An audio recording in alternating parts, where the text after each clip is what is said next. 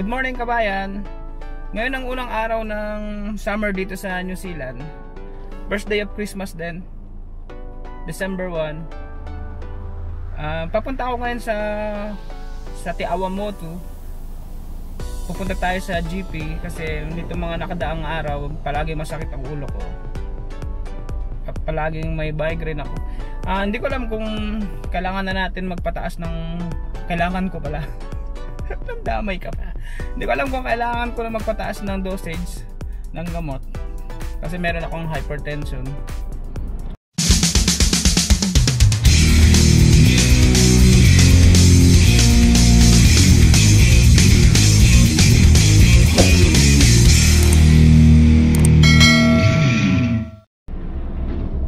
Traffic pero nakagaw na.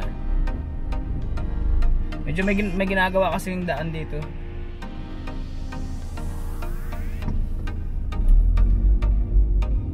So, kamusta kayo dyan sa Pilipinas? Kamusta?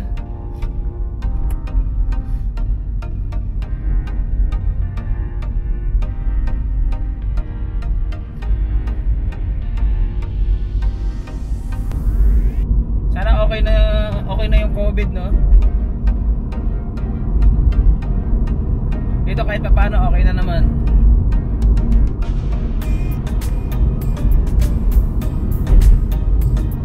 Papunta tayo sa ospital, tapos baka didiretso na rin ako sa grocery para bukas din ako lalabas.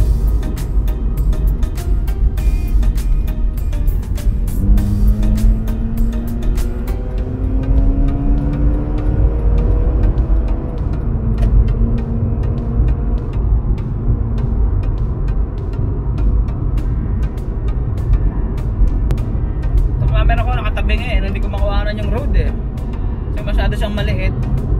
So pag ginano ko siya, ano bang tawag dito?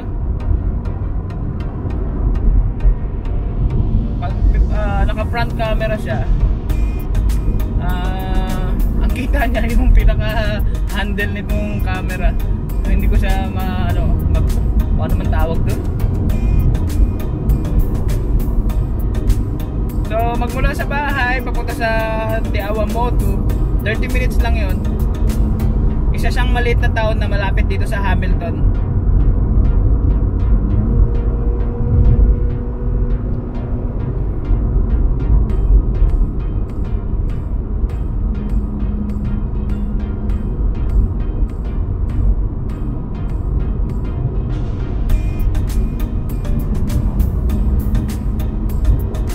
Ginaganda dito sa New Zealand, bihira ka lang makakita ng ng mga daan na lubak-lubak talaga.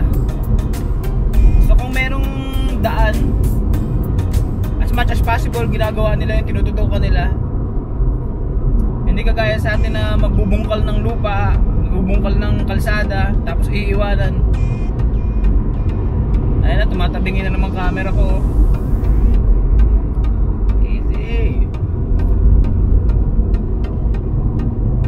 Bago ako umalis kanina sa bahay, minom muna ako ng gamot kasi sakit nga yung ulo ko. Alam mo yun, pag may migraine ka, kalahati lang ng ulo mo yung masakit.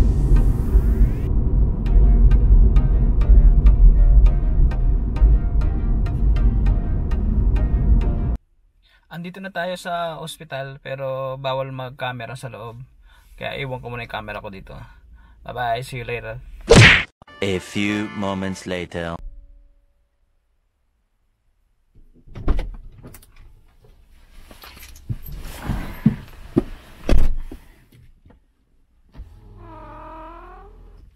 Andito na ulit tayo. Katatapos ko lang magpa-check up. Ang resulta, yan, kinawanan ako ng dugo. Tapos daming mga gamot na nireseta. Kasama na yung maintenance ko.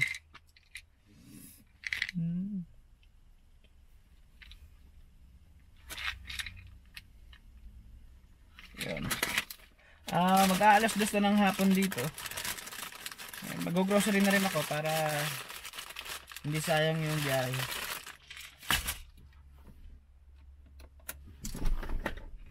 Babalik ulit ako sa next day off ko para sa another check up ulit.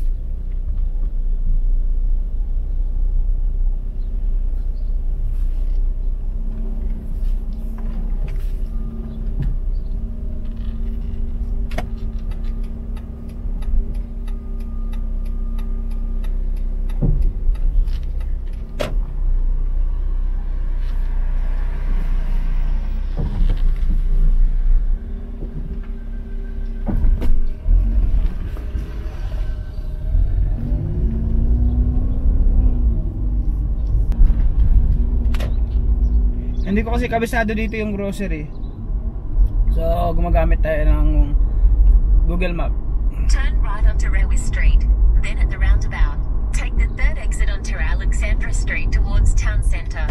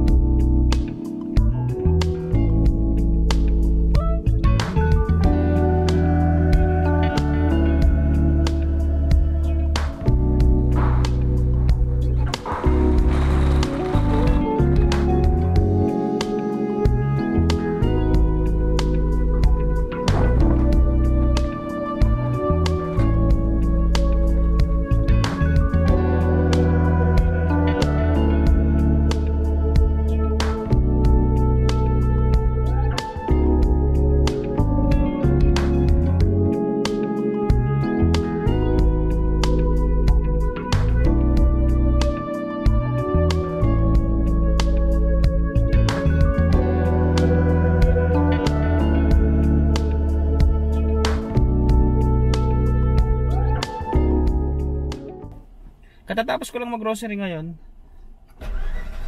Uwi na tayo sa bahay.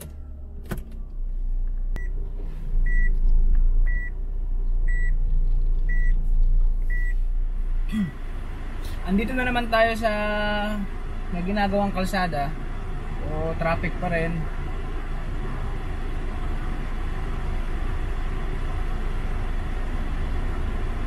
Pero hindi na rin tayo malayo sa bahay. Siguro mga 10 minutes na lang. Pag uwi ko, mag-unload lang ako ng mga pinamili. Tapos matutulog muna ako. Medyo sumasakit na naman yung ulo ko.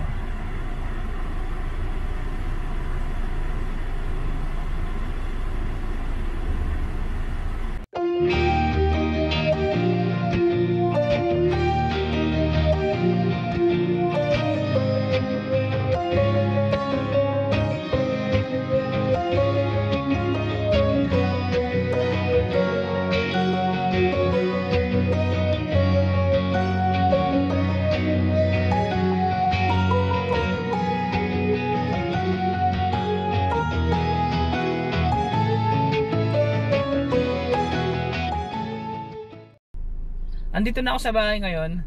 I-unload ko lang yung mga pinamili ko. Tapos i-idlip muna ako saglit. Mamayang alas 7 aalis ulit ako kasi pupunta ako sa mekaniko. Kailangan na rin ng check up ni RX8.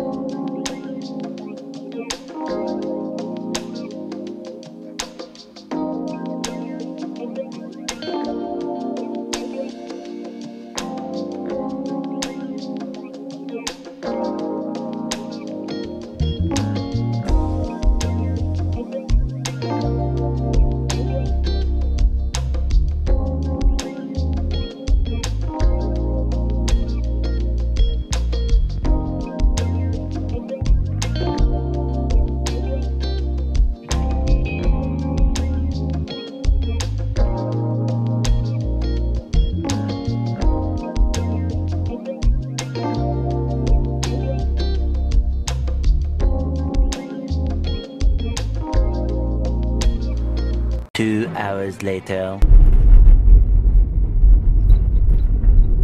Yun, papunta na tayo ngayon sa mekaniko. Iiwan ko tong sasakyan, tsaka sasakyan ni Win. Ibali dalawa kaming pupunta ngayon sa mekaniko para isang hiraman na lang ng sasakyan. Dito kasi sa New Zealand may tinatawag na WOP or Warrant of Fitness. Ibig sabihin kahit naka-register yung sasakyan mo, kung hindi siya nakapasa sa WOP, huhulihin ka pa rin ng pulis. So kaya tayo papunta ngayon sa mekaniko para ipa-check natin tong sasakyan. Every year yun. Dalawa kami ni Win magpapa-check up para isang hiraman na lang din ang sasakyan. Dito kasi pag nagpagawa ka ng sasakyan, pwede ka manghiram ng sasakyan sa mekaniko. 6:14 na ng gabi ngayon dito, pero maaraw pa rin kasi daylight savings ngayon.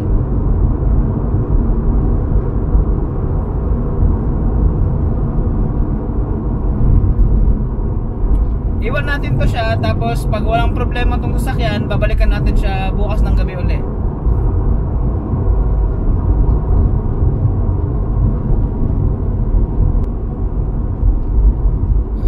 Dito kasi may mga mekaniko rin dito na mga magulang. So pag hindi mo sila kilala, minsan kahit minor lang naman yung sira, sasabihin nila papalit ka ng piyesa. Hindi lang sa Pilipinas merong ganun, meron din dito. Kaya dapat kung ipapacheck mo yung mga sasakyan mo, dapat sa trusted mo na people.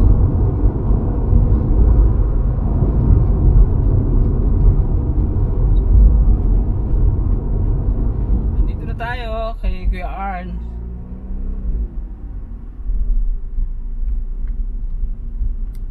Sarado na siya pero hinintay pa tayo.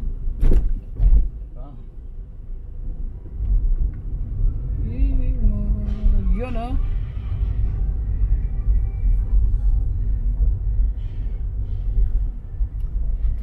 Bilis niya!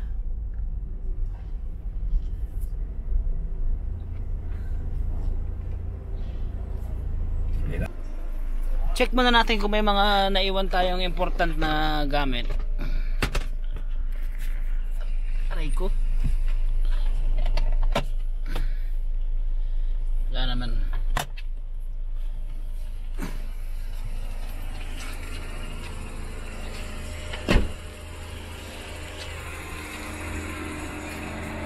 Dem pala. Hindi may.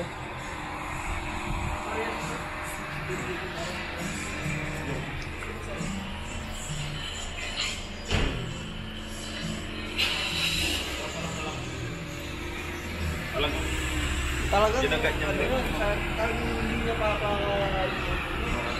yung babae no? Pero tignan yung katawan. Uy, narinig ka dito. Sabi mo, asawa ko talaga manyakis talaga eh. Kahit siya may punta eh.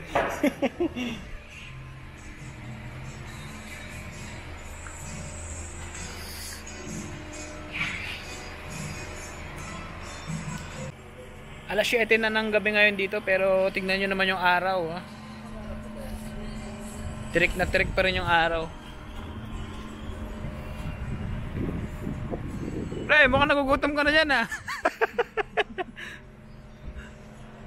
Hi ka muna sa vlog ko. Hi.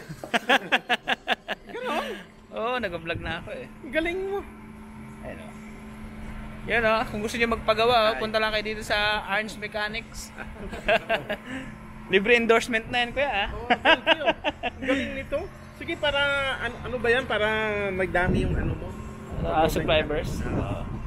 Yan, kung gusto niyo magpagawa, punta lang kayo dito. Anong address mo kuya? Unit A593 Tirapa Road. Unit A? Unit A593 Unit 5A, 593 Tirapa Road. Yun. Hanapin nyo lang yung signboard na to. At hanapin nyo yung batang-batang si Kuya Arns. 5A, 593. Ano yung gagamitin namin kaya? Yung itim? Ano, patayin ko na to? Ako na magpasok.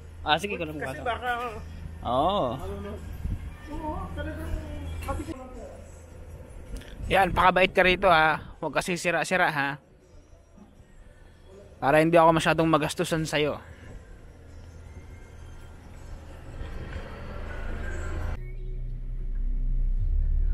Parang i-live lang. Paano ba ito?